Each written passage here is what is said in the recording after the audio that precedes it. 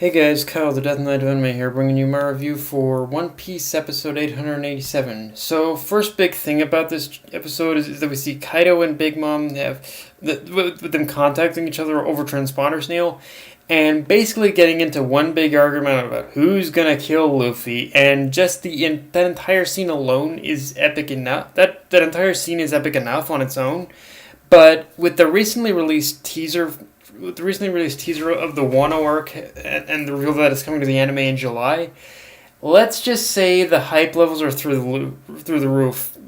Especially for someone like me who keeps up with both the anime and manga. And while we still don't know specific details on what Big Mom was talking about in terms of the deal they made, in terms of the deal that she and Kaido made, let's just say that just from that pretty much whole first bit of them just kind of talking and revealing to each other that they pretty much have this connection. Let's just say that whole just first bit, it still gives a lot more context into the relationship than you pretty much than you basically might even realize. But like and anything that you pretty much learned in that first chunk is going to be just learned about their relationship in this one episode. It's going to be expanded upon in Wano. Like, damn. Yeah. I'm almost certain we're gonna get more in the manga too. The manga is still working on that development as well. So I think we're gonna get more development on that as well. But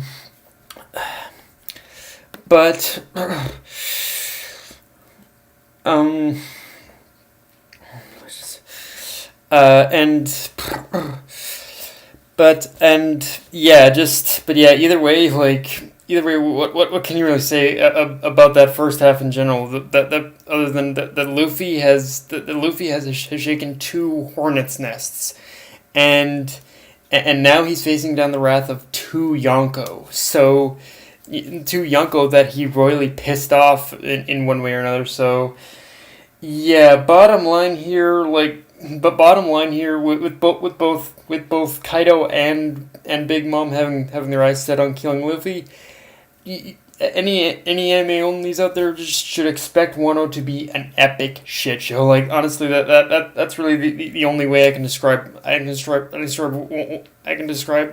Wano arc to you guys in just simple terms without giving anything away. Is like, Wano is gonna be an epic shit show. That's pretty much all I have to say. Beyond that, the one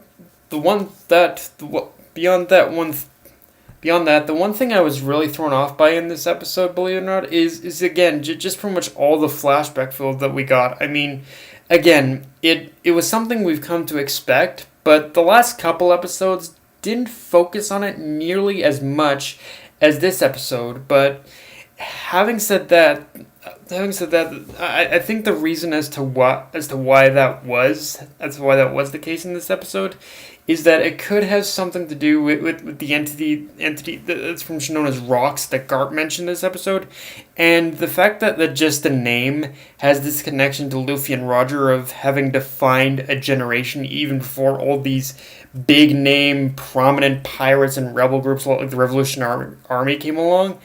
It just shows that whatever happened in the past is going to happen again, but this time with the world government having faced down the Straw Hat Pirates, and the revolutionaries and just a whole bunch of other people. Yeah, let's just say that whatever happened in the past, it's going to be hard. I think it's going to be. I don't think that the world government is going to be able to stop it this time, especially with both like the Straw Hats and the especially with the Straw Hats, the and the revolutionaries, and hell, even the Blackbeard pirates having pretty much stared down, having to deal with, like, I think between all these three groups, like, it's gonna be possible for basically them to stop whatever happened in the past now. So yeah, but having said that, again, even if that was the purpose of of that extra filler in order to reinforce that pretty much Luffy is going to be the one in order to lead this gigantic revolution against the world government. It's still just all that extra filler really just bogged down the pacing for me. It just really bogged down the pacing of the episode for me massively.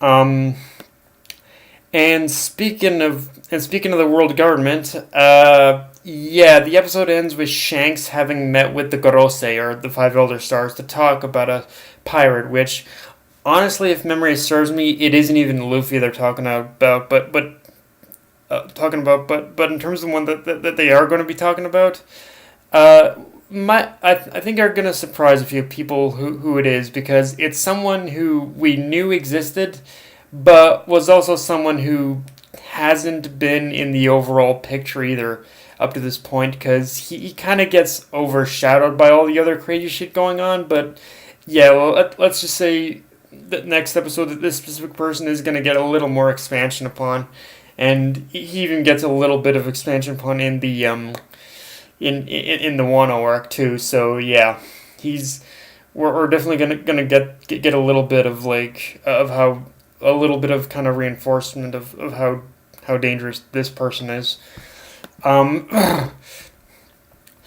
And now, and yeah, well, like I said, the pacing in this episode, it wasn't.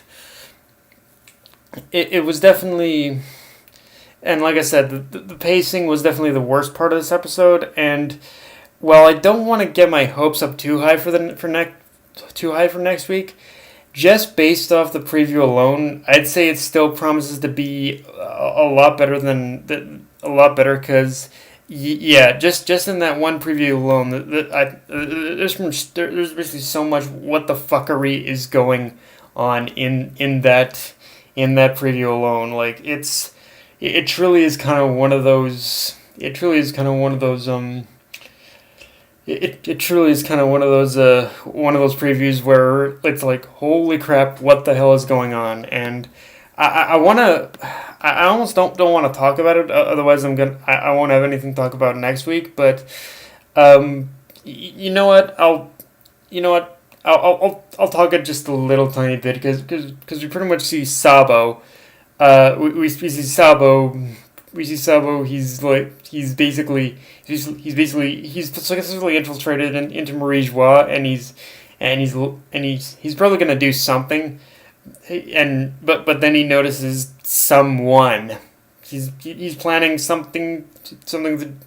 He's getting the Revolutionary Army's plan going, but then he sees someone, and yeah, and that someone is like it's a person we haven't seen in a while, but it's it's one of those where when you pretty much when you basically know as to when you know what happened to this person in the pre-times, when you know what happened to this person after when you get when you know exactly the context of what happened to this person after the pre-time skip and after the war, it's like, damn, he was basically an antagonist in the past, but now it's like, shit, I really feel sorry for this person all of a sudden. It's like, yeah, it's gonna be one of those moments for sure. And but one thing it is gonna show probably is just how dickish that pretty much just how dickish that once again the celestial the world nobles, the celestial dragons are. But yeah, guys, that's my review. If you enjoyed the video, like, comment, subscribe, follow me on Twitter, Facebook, and Mr. Crunchyroll. Death Knight of Enemy, signing off. Later, guys.